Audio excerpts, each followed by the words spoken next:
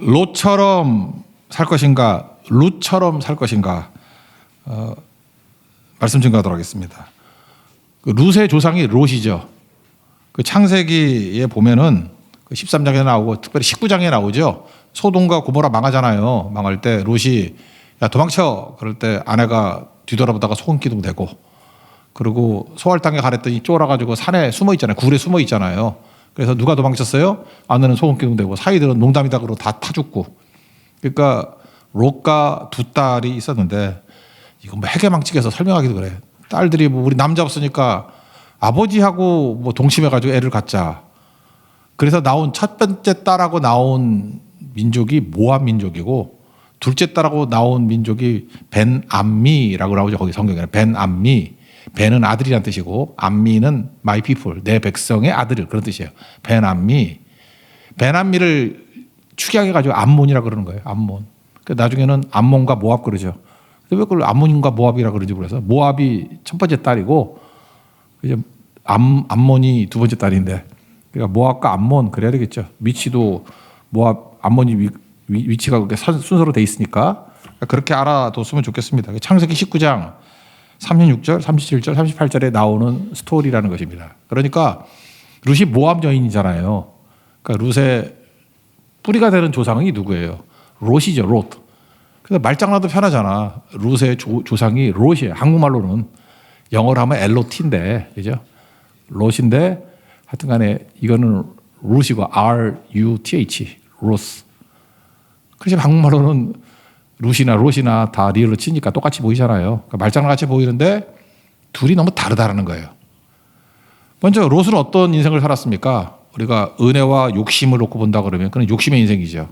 하나님이 주신 것에 만족하지 않잖아. 은혜에 만족하지 않고 하나님 주시지 않은 거에 대해서 원함을 갖고 있잖아요. 그게 뭐겠어요? 소돔이잖아요. 소돔.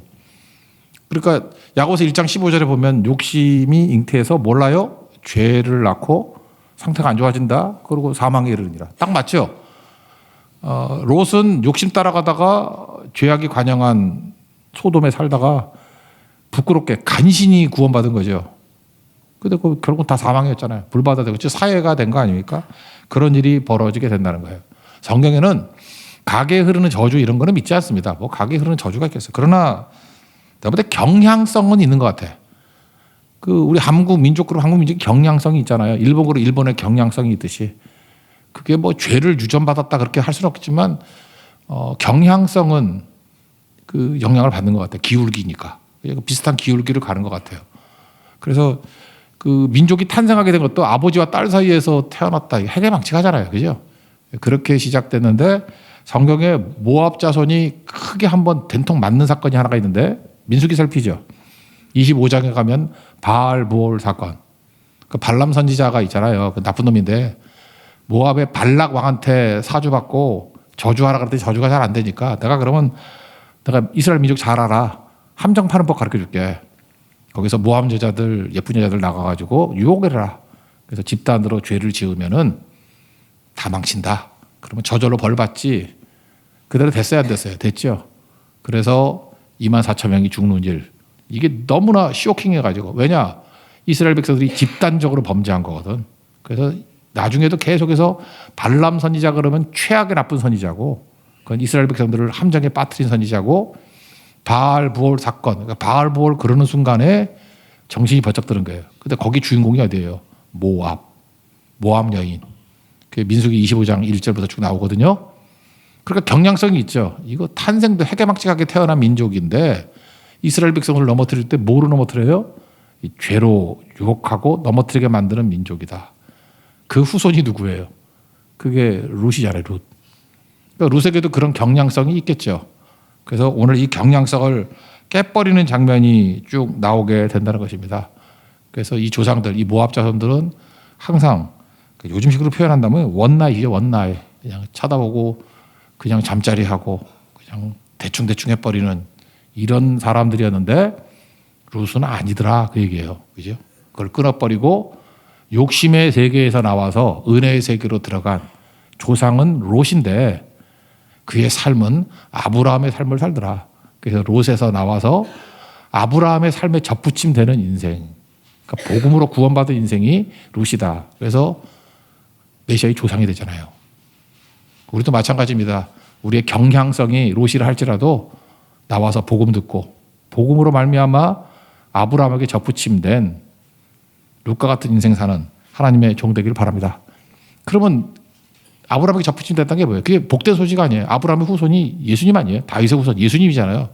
예수님이 복음인데 복음 오늘 11개 7장 얘기를 했잖아요. 복음이 뭐예요? 세 가지. 풍요의 복음, 은혜의 복음, 사명의 복음. 이 세 가지가 있다. 이게 흘러놓으시면 교회가 된다는 거죠. 근데 오늘 이 본문을 보니까 제가 주일 아침하고 저녁하고 웬만하면 월요일 새벽까지는 같은 맥락에서 이렇게 풀어주고 싶은데 이게 딱 맞아요. 복음의 맥락이 순서만 바뀌어 있는 거예요. 그죠? 풍요, 은혜, 사명인데 여기 순서가 은혜, 사명, 풍요. 그 순서만 마지막으로 바꾸면 되는 거지 거의 같은 맥락의 말씀이 나온다고요. 될 수 있으면 이렇게 섞어서 얘기할게요. 아침에 들었으니까. 그죠? 먼저 룻의 삶의 복음이 임했습니다. 그게 뭐냐면 은혜예요. 은혜. 은혜를 히브리 말로는 뭐라 그러죠? 헤세드. 헤세드. 그래서 은혜라고 번역하기도 하고 인애라고 번역하기도 하고 그죠? 뭐 사랑이라고 번역하기도 하고 인애라고 번역을 제일 많이 했죠. 여기 보니까 인애죠. 3장 10절 보십시오. 내 딸아 여호와께서 내게 복 주시기를 원하노라. 내가 가난하건 부하건 젊은 자를 따르지 아니하였으니 내가 베푼 인애가 이게 헤세드거든요. 은혜. 그러니까 은혜로 해석해도 돼요. 은혜가 처음보다 나중에 더하도다. 하나님의 은혜를 붙들고 그는 욕심으로 안 살고 은혜 붙드는 인생이 됐다는 거예요. 은혜. 여기 보니까 뭐라고 나와요? 한번 물어볼게요. 룻이 예쁠까요? 못생겼을까요? 예쁠 가능성이 큽니다. 성경에 보면 못생긴 자가 별로 없어. 다 예뻐. 어떡합니까? 그죠? 우리 현실하고 안 맞아. 여러분들 예쁜 사람이 드물죠? 성경에는 못생긴 사람이 드물어요. 그러니까 대충 여자들이 다 예뻐. 뭐 어떡하겠어, 그거. 뭐. 하늘나라 가서 항의하세요, 항의. 그죠? 롯도 예쁘다고요. 이유가 뭐냐? 여기 보세요. 가난하건 부하건 젊은 자를 따르지 아니하였으니 그 얘기 뭐야? 가난한 자도 롯에게 추파를 던지고 부한 자도 추파를 던지고 그러니까 인기 있는 여자였다라는 거죠. 지금 뭐라고 평가해요? 너는 자기 자신의 욕심이라 그러면 어떤 남자를 골라야 돼요? 젊고 부유한 남자. 뭐 그런 남자를 얻으면 좋은 거 아니에요. 그죠? 근데 너는 욕심 따르지 않고 네 욕심이라 그러면 눈에 보이는 좋은 그런 배우자를 찾으라 그러지 않고 그런 사람이 있었는데 그걸 전제하는 거죠. 너는 은혜를 따랐다. 인애를 따랐다. 인애가 뭡니까? 약속 따르는 거죠. 하나님 주신 거. 하나님 주신 게 뭐예요? 과부가 재혼하게 되는 원리가 있죠. 기업 물을 자. 그걸 고엘이라 하죠. 고엘. 그러니까 시어머니의 영향을 받았는지 말씀을 들었는지 룻은 자기 눈에 좋은 남자 찾지 않았어요. 젊고 부자 이런 거 찾지 않았어요. 물론 보아스가 나중에 보니까 부자였지. 고엘을 찾았다고. 내 고엘이 누구인가? 하나님이 약속으로 짝지어 준 사람이 누구인가? 그거를 기다리고 있었다는 것입니다. 그러니까 그 은혜를 붙든 거죠. 하나님 주신 것만 갖겠습니다. 이런 거죠. 아브라함이 그랬잖아요. 롯에서 뛰어나가지고 아브라함이 갔다. 아브라함이 소돔과 싸워가지고 소돔 왕과 함께 싸워서 이기죠. 연합군으로. 그런데 소돔 왕이 뭐 전리품 주니까 뭐라 그래요? 네 거 안 받는다고. 내가 소돔 왕으로 이래서 치부했다는 소리 듣고 싶지 않다고. 나는 하나님이 주신 것만 가지고 누리고 살겠다고. 그게 뭐예요? 은혜의 삶이라고. 개나 소나 아무나 주는 거 누리지 않겠습니다. 하는 거죠. 똑같이 룻도 은혜를 붙든 삶이에요. 욕심 추구하는 게 아니고 나는 못생겨도 되고 늙어도 괜찮아요. 고엘 찾겠어요. 고엘이 대속자잖아요. 리디머. 그게 누굽니까? 신약으로 보면 예수님이죠. 예수님 찾겠습니다. 여러분도 마찬가지예요. 지금도 이런 게 좀 맞을지 모르겠는데 뭐 그런 여자들이 있는지 모르겠지만 그것도 얘가 좀 이상한가? 못생기고 가난하고 막 그런데도 불구하고 예수님이 약속 붙든 남자 그런 남자 있나? 뭐 그런 거 붙든다 그러면 고엘 찾는 거지. 고엘. 나는 다른 거 안 보고 진짜 하나님이 내게 짝져 주실 그럴 사람을 찾겠습니다. 그게 참 애매해. 그죠? 하여튼 있다 그러면 그거 찾겠습니다 하는 사람이 있고 그러니까 세속적이 돼가지고 세상 기준으로 내 눈에 좋고 뭐 젊고 돈 많고 뭐 이런 거 그렇다 그러면 적어도 욕심을 따라가는 거지 은혜를 따라가는 건 아니죠. 그래서 그의 삶은 복음의 삶이었어요. 은혜 따라가는 삶이기 때문에 최고였다라는 거죠. 그래서 여러분들도 룻의 인생을 사는 게 아브라함 자손들이 사는 길입니다. 우리 욕심으로 살지 않아요. 은혜로 삽니다. 하나님이 주신 것으로 산다 이런 거예요. 그러면 하나님이 주신 은혜가 뭔지가 명확하지 않잖아요. 그래서 우리 인생 가운데 혼동되는 거를 두 가지가 있는 것 같아. 하나는 인내와 절제를 혼동하는 것 같아. 인내는 뭐하고 똑같으냐 하면은 좀 기피하고 관계가 있어요. 그러니까 목표가 있는 거예요. 목표가 뭔지 아는 거예요. 근데 그게 손에 잘 안 잡혀. 그럴 때는 인내, 버티는 거죠. 그러니까 믿음하고 같아요. 버티고 견디는 거예요. 에무나. 그래서 이루어내고야 마는 거고. 절제라는 건 뭐냐 하면은 저렇게 선택하는 게 많은 거예요. 많은 건데 나는 하나님이 주신 것만 붙들겠습니다. 그 은혜에 가까운 거죠. 그러니까 믿음과 은혜가 거의 같은 건데 이거는 은혜에 가까운 거예요. 하나님 주신 것만 축소하는 거예요. 집중하는 거예요. 나는 고엘만 붙들겠습니다. 남자가 10명이 있더라도 나는 하나님 주신 요것만 붙들겠습니다. 라고 하는 게 절제라고. 성령의 9가지 열매 중에 사랑, 희락, 화평, 충성하다 마지막이 절제니 이 같은 것을 금지할 법이 없느니라. 사랑도 어떻게 해요? 절제로 한다고. 아무나 사랑 안 해요. 그죠? 사랑도 절제. 하나님이 주신 은혜의 대상 안에서 살아가겠습니다. 그런 거죠. 이게 되게 중요한 거죠. 그래서 어찌 보면 우리가 deep and wide 옛날에 그런 주제 있었죠. 깊고도 넓도다. 인내는 depth예요. 깊이를 말하는 거고 절제는 wide. 이 폭을 좁히는 거예요. 넓어지는데 집중돼서 넓히는 거예요. 하나님의 뜻으로. 예를 하나씩 든다 그러면은 그 영화 배우 중에 이한이라는 여자가 있죠. 이한이 맞나? 네, 그 여자 이렇게 키 크고 눈 째지고 한 여자 있잖아요. 가야금 뭐 전공했다는 여자분. 예수 잘 믿는 분이더라고. 작년 말에 뭐 연기 대상 뭐 받더라고. 그래서 뭐라고 그러는데 이래요. 자기는 그러니까 앞에 얘기는 내가 볼 때 이 사람 예수 잘 믿는 사람이야. 말하는 게 전부 다 신학적인 바탕이 있어. 그러니까 베드로전서 2장 9절 또는 출애굽기 19장 5절 6절의 말씀이야. 너는 내 소유라 할 때 세굴라를 얘기하는 것 같아. 자기가 부르심 받은 존귀한 자라는 느낌으로 얘기를 해. 나는 가치가 있는 건데 그런데 세상 사람들의 기준으로 볼 때 잘 될 이유보다 안 될 이유가 더 많았대. 그렇지만 나는 하나님 앞에서 존귀한 자라는 것을 알고 있다. 지금 설명해 주려고 그렇게 말은 안 했어요. 근데 그런 뉘앙스로. 그러면서 자기가 세상 사람의 기준으로 볼 때 안 될 것 같은 이유가 뭐냐. 첫째, 키가 너무 커서 안 될 것 같아. 키가 되게 크더라고. 두 번째, 눈이 너무 찢어져서 안 될 것 같아. 세 번째, 목소리가 너무 낮아서 잘 들어보면 또 남자 목소리 같더라고. 그죠? 너무 저음이라서 여자 배우 치고는 좀 그래. 그렇지만 하나님이 나를 존귀한 자로 부르셨기 때문에 자기는 버텼다는 거예요. 그랬더니 묘한 게 자기가 데뷔할 때는 키가 너무 크고 눈이 너무 찢어지고 목소리가 저음인 게 단점이었는데 어느 순간 시대가 바뀌어가지고 키 큰 여자를 좋아하고 눈 찢어진 것을 매력있다 그러고 쌍꺼풀 없는 걸 매력있다. 그러니까 성경 함부로 하면 안 돼. 10년 있다가 유행이 바뀌면 어떡할 거야. 다시 원점으로 돌아가기가 힘들다고 그게. 그죠? 그 다음에 목소리가 이렇게 좀 독특한 허스키 같은 거를 또 좋아하는 시대가 왔다는 거예요. 그래서 단점으로 보이는 것이 장점이 되는 타이밍이 오더라. 그러므로 생략돼 있지만 나는 하나님 앞에서 존귀한 자라는 거예요. 그리고 그런 얘기를 하더라고요. 그러므로 꿈을 향해서 하나님이 부르신 꿈을 향해서 달려가는 사람들 너무 지치지 말라고 잠시 멈춰서 가지고 끝까지 하면 그분은 얘기하기를 뭐라도 된다 그랬는데 하나님이 꽃 피울 날이 있다 그렇게 설명을 하더라고. 그런 걸 뭐라 그래요? 이걸 인내라 그래. 분명히 내가 하나님의 자녀죠. 하나님 앞에서 꽃 피울 사람이죠. 당장은 아니잖아.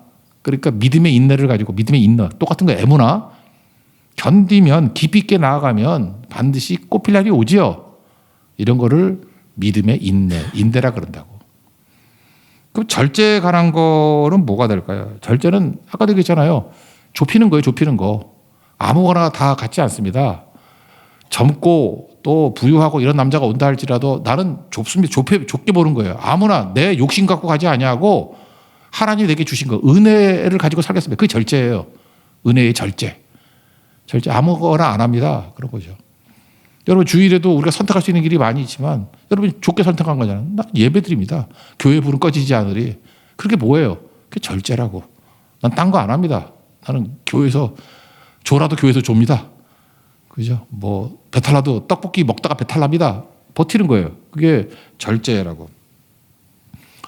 이것도 뭐 비슷한 얘기죠. 우리 그런 얘기 들어봤습니까? 우리 몸은 5년 동안 먹은 것의 결과예요. 여러분 건강은 먹은 거에 대한 결과예요. 그래서 잠깐만 이렇게 호박 같은 거 먹는 사람 얼굴도 동글동글해지고 감자 먹는 사람은 감자같이 돼버리고 진짜 먹는 대로 변화가 돼요. 그죠? 이렇게 뭐 고기만 먹는 사람들은 이렇게 사자같이 돼버리고 우리 영은 마찬가지. 읽은 거의 결과예요. 5년 동안 읽은 거의 결과. 그러니까 성경 읽은 사람은 성경같이 변화가 되고 뭐 세상 것들 읽으면은 세상 가치대로 변화가 되겠죠. 그러므로 절제는 뭡니까? 내가 누구와 교제하느냐 그게 되게 중요한 거죠. 오늘도 말씀을 나눴지만 사울 왕의 문제가 뭐예요? 사람과만 교제하려고 그래. 사람의 인기, 사람과의 경쟁. 그러니까 세상 닮아가잖아요. 그럼 얼마나 비참해져. 그런데 승리도 하나님이 주셨고 승리 이후에도 하나님이 없는 승리 퍼레이드는 안 하겠습니다. 그럼 그의 삶에 하나님의 성품이 드러나겠죠. 이런 걸 뭐라 그래요? 은혜의 절제라고. 나는 어떤 퍼레이드를 하더라도 하나님 없는 퍼레이드는 안 합니다. 돌아와서는 항상 그곳에 하나님이 있는 인생을 살겠습니다. 이게 절제라고요. 그래서 인내와 절제 구분할 수 있겠죠. 이게 명확한 인생이 룻이었다는 것입니다. 그래서 룻은 은혜가 뭔지를 명확히 아는 종이었다라는 거예요. 여러분도 은혜, 하나님이 주신 것으로 최고인 것을 믿습니까? 그걸 로마서에 뭐라 그래요? 합력과 선을 이룬다. 합력과 선을 이룬다. 그게 은혜예요, 은혜. 하나님이 주신 것은 끝이 좋다잖아요. 합력과 선을 이룬다. 여러분 은혜가 여러분의 끝을 아름답게 만드는 믿음의 종 되기를 바랍니다. 그럼 그 다음에 사명이 뭐예요? 은혜 받았으니까. 사명이 이제 뭐 섬기잖아요. 가정도 섬기고 섬길 것이다라고 이게 나올 거지. 일단 섬겼던 경험이 있죠. 시어머니 나오미 잘 섬기잖아. 사명이잖아, 사명. 그죠? 지정 생존자 오늘 아침에 얘기했죠. 내가 이렇게 운이 좋게 된 거, 은혜를 받게 된 거. 왜 나를 운 좋게 은혜 있게 살려놨죠? 갚으라고. 그러니까 그의 삶은 계속해서 받아도 갚아가는 인생이에요. 그러니까 하나님께 은혜를 받았다는 건 뭐예요? 힘을 받았다는 거죠. 그래서 갚아가는 인생이라고. 그게 11절의 표현인데 현숙한 여자 인주를 나의 성의 백성이 다 아느니라. 현숙한 여인. 여기서 많이 들었던 얘기죠. 잠언 31장. 잠언 기록할 때하고 이거 기록할 때 뭐 순서로 보면 이게 먼저겠지만 그죠? 잠언 31장의 모습이 이 현숙한 여인이라는 게 그 현숙한이 하일이거든요. 잠언 31장 강의할 때 들었나? 현숙하다라는 게 뭐 도덕적으로 뭐 이상적이고 그런 게 아니고 하일이란 뜻이 그 NLT를 보면요. virtuous and capable wife 이렇게 돼 있어요. 그러니까 덕이 있고 중요한 게 뭐냐? 하일이라듯이 capable 유능한 아내예요. 유능한. 그러니까 현숙한은 유능한에 가까운 거라고. 그래서 새 번역에 보면 누가 유능한 아내를 찾겠느냐. 공동 번역에 보면 누가 어진 아내를 찾겠느냐. 그러니까 그 유교에서 말하는 뭐 현모양처 그런 게 아니고 능력 있는 여자. 이게 사도행전 6장 같은 데 보면은 성령과 지혜가 넘치는 여자. 그런 뜻이라고요. 그래서 룻은 어떤 여자였냐면 하나님께 은혜를 받고 축복을 받아가지고 유능한 여자가 됐어요. 그죠? capable wife가 됐다고. 그래서 이걸 에쉬트, 여자를 에쉬트라고 그러던 하일, 에쉬트 하일. 이게 유명한 구절이에요. 혹시 여러분 상호를 만든다 그러면 좀 멋있게 만들려면 에쉬트 하일. 그러면 capable woman. 그런 뜻이에요. 그게 유능한 여자. 유능한 여자. 하나님께 은혜와 축복을 받아서 유능한 여자가 되었다라는 것입니다. 힘도 있고 능력도 있고 그렇다는 거예요. 그러다 보면 결혼은 누구하고 누가 하느냐 하면은 요즘에 뭐 설거지 시키는 뭐 여자들이 있다 그러는데 남자를 뭐 그런 건 아니고 남자도 유능해야 되죠. 보아스의 이름의 뜻이 뭐예요? 그에게 능력이 있다잖아요. 그죠? 그에게 능력이 있다. 그러니까 보아스의 이름 뜻도 능력 있는 남자라는 뜻이고 그 다음에 룻을 향해서 현숙한 여자라고 했던 말은 capable wife잖아요. 그러니까 유능한 아내라고요. 그러니까 결혼은 누가 합니까? 어른이 하는 거예요. 어른이.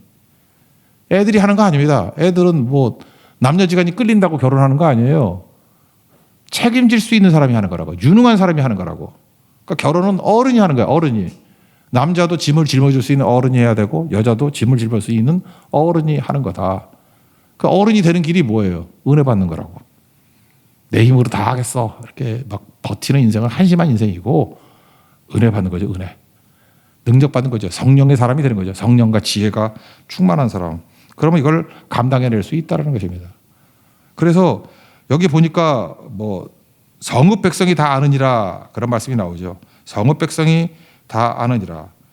이거 잠언 같은 데 보면은 뭐 성문에서 잠언 30장 31장 그 성문에서 칭찬을 받으리라 이런 말씀이 나오죠. 성문은 어떤 거죠? 재판하고 사람들이 많이 모이는 시장 같은 제일 많이 있는 그 광장 같은 곳이라고.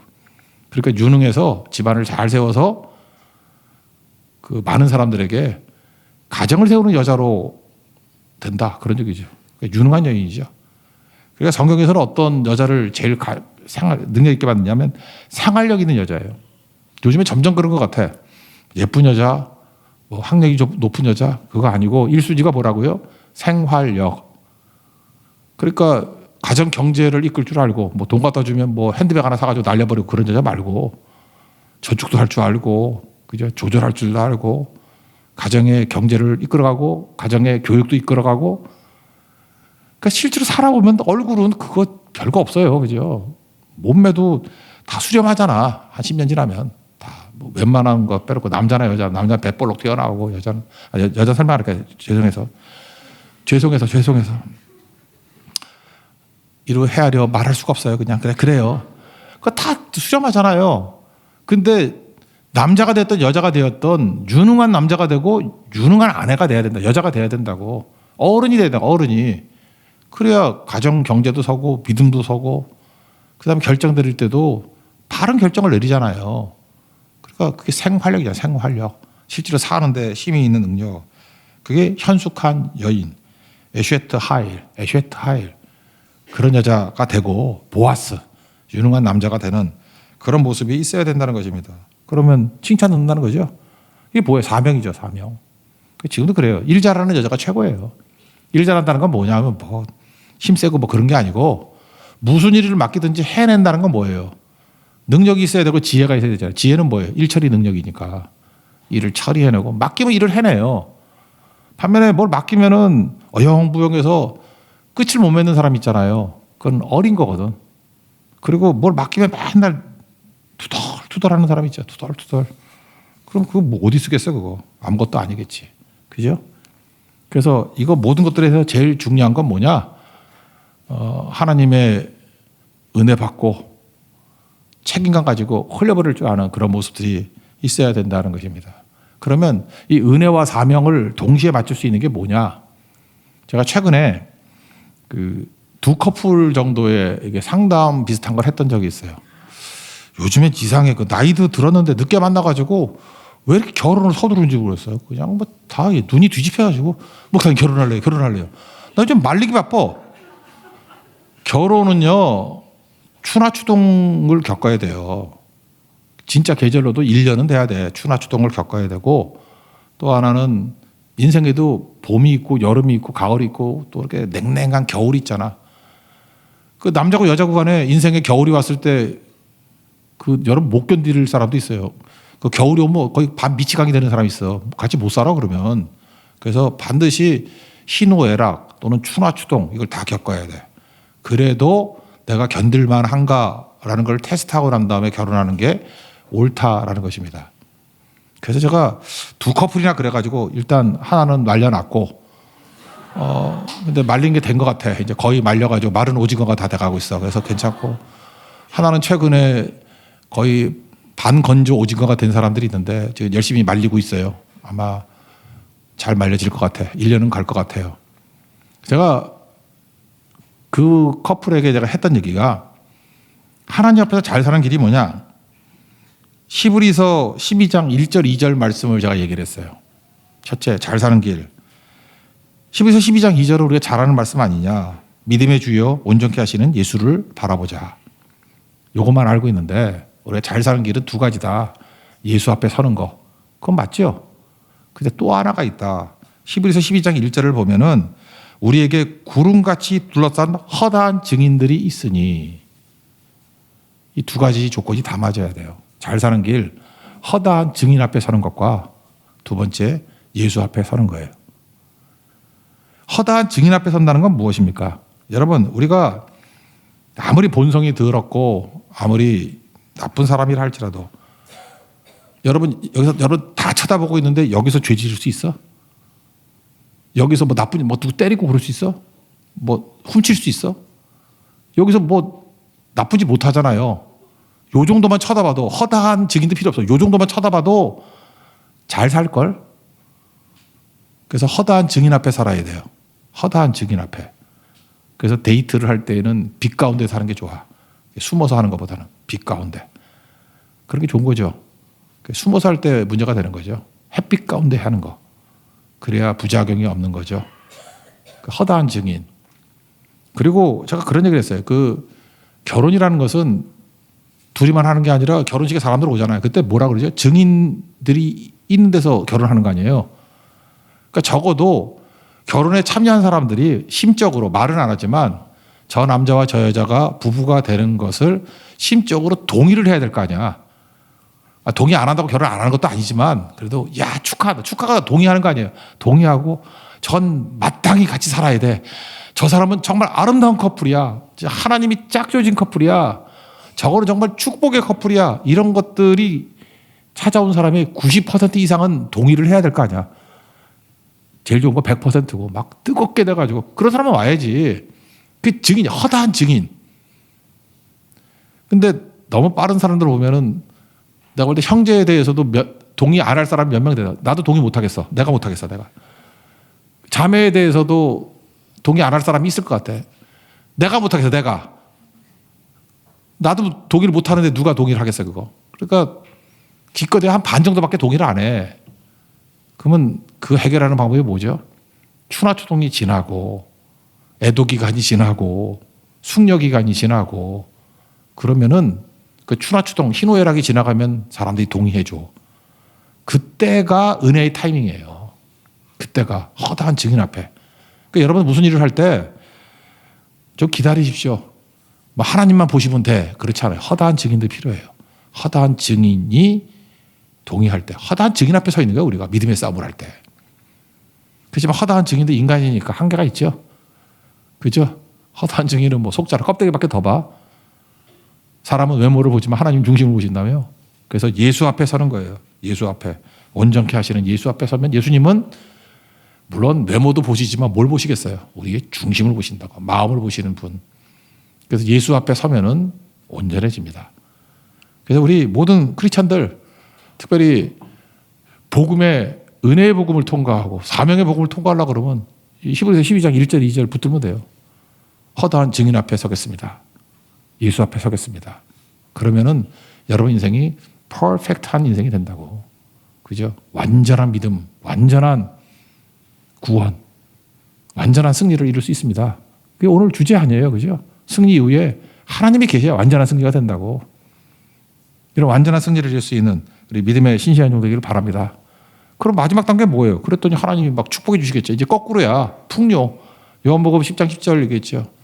내가 온 것은 양으로 생명을 얻게 하고 더 풍성히 얻게 하고자 함이라. 이거 뭐 세 번째 건 더 얘기 안 해도 되겠죠. 뭐 잘 됐잖아. 그 집안이 얼마나 잘 돼. 애도 낳고 뭐 다윗의 후손 다윗이라는 후손도 낳고 메시아의 조상이 되고 뭐 온갖 것들이 다 채워지게 되는 거죠. 바로 그런 인생을 살라는 것입니다. 이게 되게 중요한 거죠. 하나님 앞에서 이 축복과 은혜를 다 누리기를 바랍니다. 그래서 예수님께 나아가야 풍요가 있다라는 거예요. 그 독일에 낫자고 싸웠던 보네퍼 목사님이시죠. 아까 어디 누가 부르던데 준비 촬영할 때 선한 능력으로 보네퍼 노래단이에요. 보네퍼가 이런 얘기를 했어요. 참된 교회의 대적이 뭐냐? 이것저것 옳다 떠드는 사람이라고. 자기 이상을 말하는 사람에 의해서 교회는 망친대. 교회는요, 말씀에 의해서 이끌어가야 돼요. 근데 교회에 아이디얼리스트들이 나오죠. 이상주의자들. 교회를 가지고 실험하면 안 돼요. 어떤 사람 그래. 뭐 은혜만 붙들면 되느냐? 인간의 책임. 그래서 뭐 인간의 행동이 중요하다. 이런 거 가지고 실험하는 목사들이 있어. 그 악한 자예요. 아니 교회가 실험 도구예요? 그래서 성도들 다 지옥 보내면 좋겠어 그러면? 그거 아니죠. 그래서 보네퍼가 했던 얘기지만 이건 맞는 얘기 같아요. 교회를 망치는 거. 여러분들 여기저기서 처음 듣는다 그러는 얘기 듣지 마세요. 선동하는 거 믿지 마. 그 사람 사상이고 철학일 뿐이야. 목사가 예수님 말씀 증거해야지 자기 사상과 철학을 증거하면 돼?